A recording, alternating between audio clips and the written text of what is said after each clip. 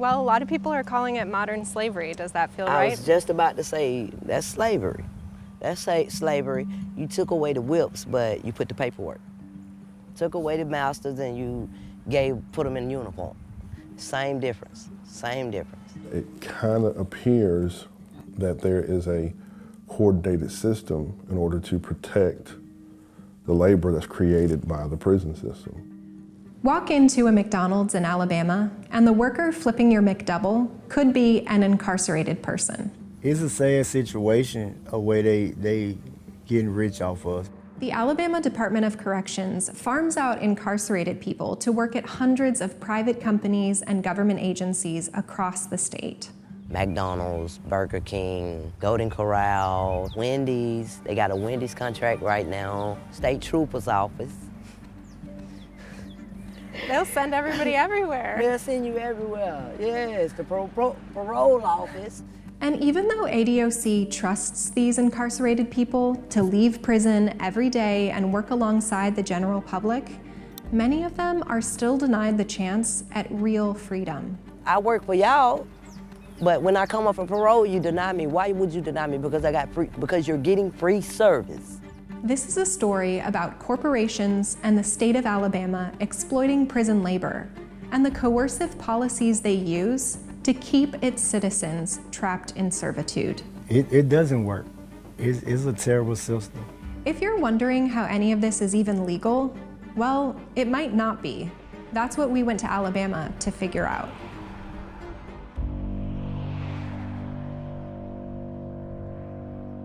So yeah, could you just describe like how long you worked here and?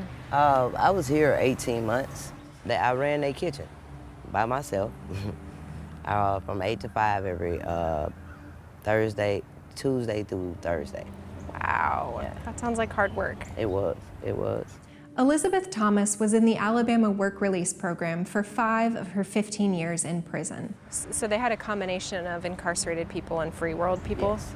Yes. Did you feel like there was a difference how they treated? Oh, most definitely. We work longer hours. Make the work release work over or work extra days, don't want to give you off days. Like, no, I got to eat my health. I have to get rest. You know what I'm saying? I'm not a machine. But that's how they look at you, like. This is Quincy Sanders. During his nearly 17 years in prison, he worked at several restaurants, a lumber yard, and McDonald's. Like, working a real job and trying to be incarcerated is a very hard experience. You have to be mind strong, really. Alabama has one of the most overcrowded and deadly prison systems in the United States. Even the Justice Department found conditions there to be unconstitutional.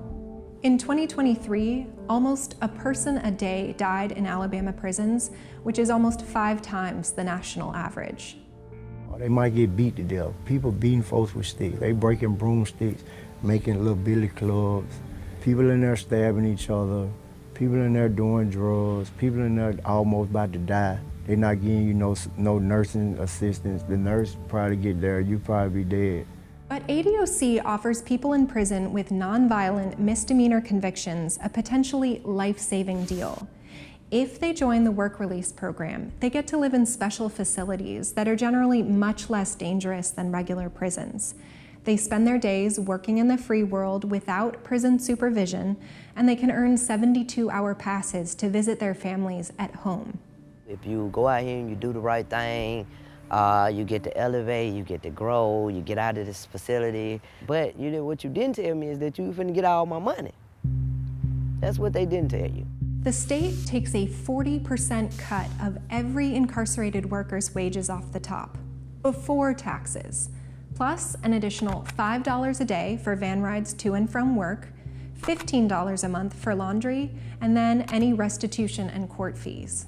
If your check is $636, you might see two something out of that. And that's every 2 weeks. And you done work 80 hours and only seen $200.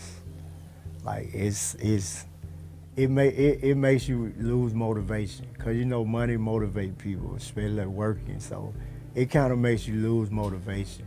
One estimate calculated that the state of Alabama enjoys a benefit of more than $450 million a year off of prison labor.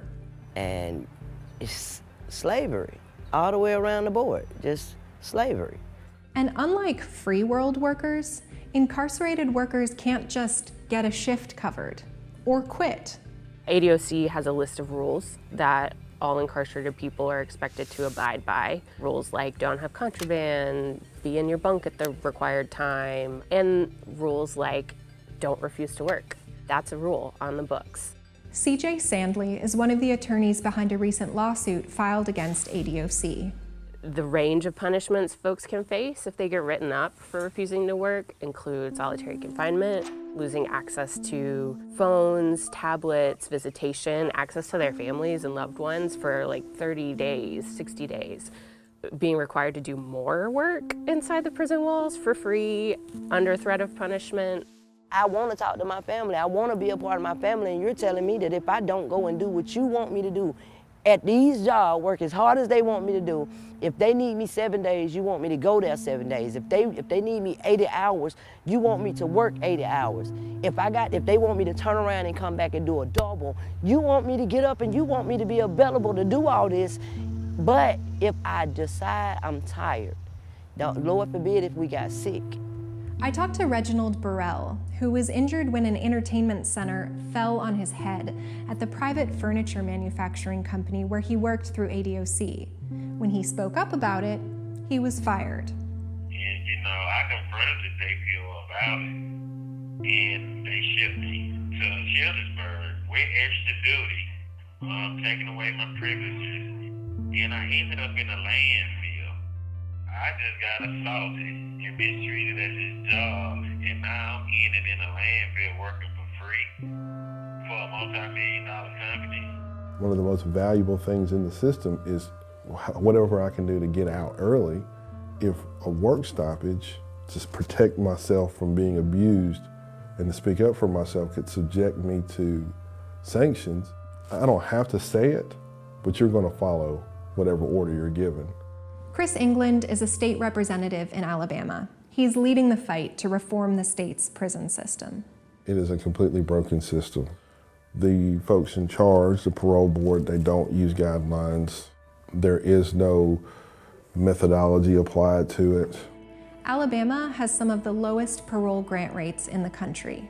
And more than 90% of the time, hearing this answer. Denied, denied, denied, be denied. Parole will be denied. If the parole board followed its own guidelines, it would grant parole in about 80% of cases. But instead, that number dropped to just 8% last year.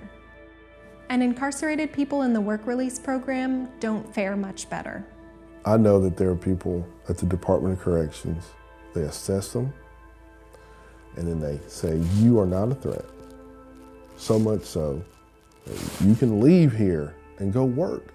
Some people actually go home for 72 hours on a weekend and are told, we trust you to the point where you do whatever you gotta do. We'll see you Monday morning, 8 o'clock. That same person goes before the parole board and they say, what you did 20 years ago is so bad we can't let you out. You are a threat to public safety, but make sure you're at work tomorrow morning. A federal lawsuit claims that 235 people in the work release program were denied parole in fiscal year 2022. So if the system is operating as designed, what is the point of the system? It appears labor is. One thing our lawsuit talks a lot about is that very clear lineage from slavery in the state to convict leasing and to what we've got now. And the punishment by the Department of Corrections is what our clients are challenging, because that's what amounts to involuntary servitude and slavery by the state. After the Civil War, the 13th Amendment abolished slavery with a key caveat. Forced labor was still allowed for people convicted of a crime. And the states adopted a copycat of this federal amendment. But here's the thing. In 2022, Alabamians made a historic vote to remove this exception. The state has a new constitution. Voters overwhelmingly agreed to make our state constitution free of racist laws and language. However, right after the voters of the state changed the state constitution, the governor and the Department of Corrections really doubled down on the punishment for refusing to work. So the people closed the loophole and then the governor went around to open it up again, basically. Yeah, that's right. Governor Kay Ivey's executive order made encouraging or causing a work stoppage a high-level violation, on the same level as possession of a weapon, drug possession, and bribery. The order also cracked down on correctional incentive time, better known as good time.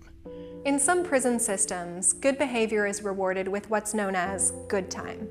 People can earn sentence reductions and get released from prison early. And the state legislature even changed its good time law to increase that form of punishment for folks who refuse to work. We're simply changing the amount of correctional incentive time or good time days that are offered. Are we increasing or are we lowering it? We are lowering them. All of this was done on the heels of this constitutional change, and frankly, it's a brazen ignoring of the will of the voters of the state, and that's what our lawsuit is about.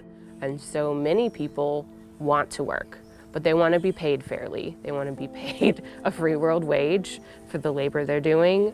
They want to be working in safe conditions. They want to be treated fairly, and they don't want to be forced to work if they don't want to, or they can't because they're sick, or they have a doctor's appointment, or they're feeling unsafe in their work and they want to change jobs. One of the unique things about this state, and really the country, is that things just never end, they evolve. If your prison system is full, it's primarily full of black folks, black men, and you have a racial disparity in who gets released and who doesn't. Can you imagine the optics of what that labor force looks like? Black people account for just over a quarter of Alabama's total population, but more than 50% of the prison population. An AL.com investigation found that black men were 25% less likely to get parole than white men. If you could take a picture of a group of men who are working convict labor decades ago and juxtapose that next to a current labor force, it would probably look the same. That's crazy.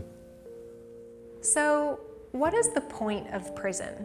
Is it the creation of a cheap, controllable, and confined labor source? Or is it rehabilitation? And what does a real commitment to rehabilitation for incarcerated people actually look like?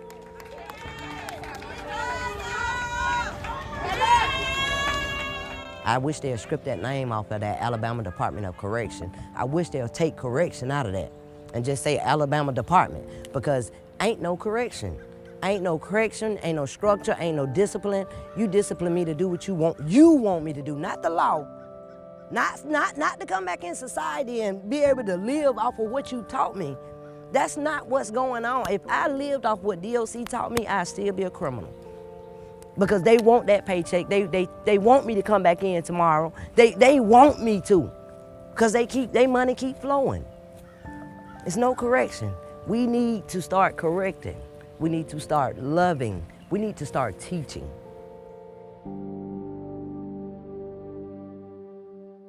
Thank you for watching. Don't forget to like and subscribe for more stories like this one. And if there's a story that you want us to cover next, please put it in the comments.